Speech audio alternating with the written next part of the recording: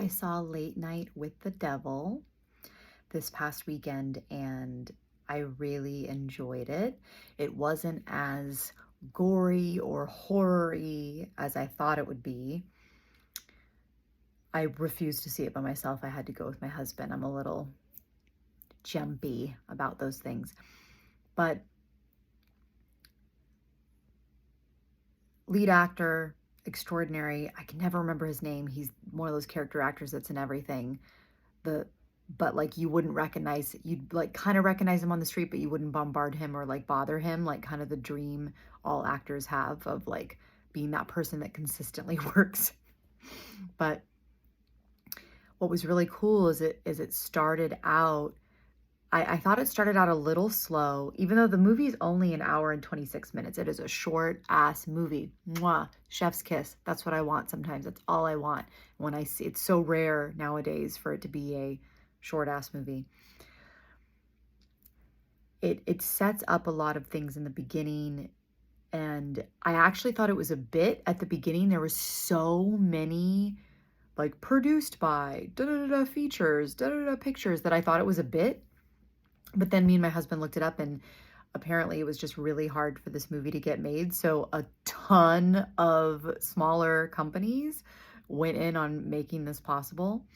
But Late Night with the Devil, it basically, it felt like a little bit of The Exorcist mixed with the 1970s on some like cheesy talk show, and the points that it makes about what it is to exploit something and what it is to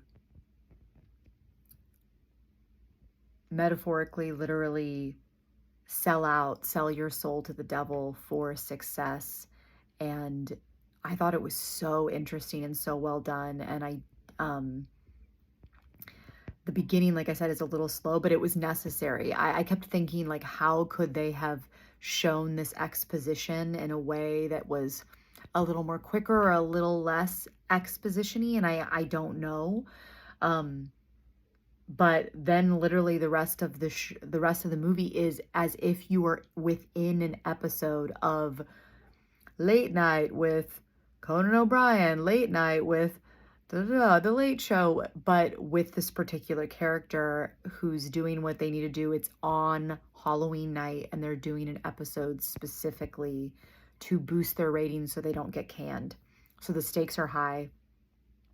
And yeah, I thought it was going to be really exorcisty. I thought it was going to be like that.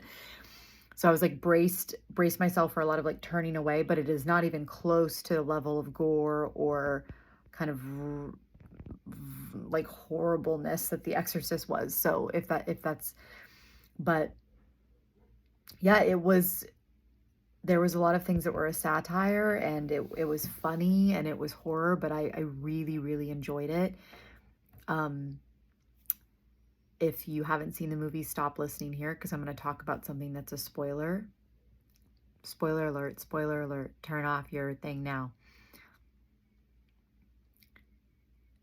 The thing at the end where it's related to his wife's death, and where he basically, I don't think he said, I want my wife to die. Yes, take my wife, and then that's how I'll get success. But it's kind of like wanting success through any means necessary. And the entire end was my favorite part, where everything came together and it felt like he was within a dream. And I've been having a lot of weird dreams lately, so it was like even more I related to that part. And to show him present to the impact of the stakes of what he gave up, and what was it worth it for what he lost, was so, it was so well done. The ending was like chef's kiss. May not be for everybody, but I really enjoyed it.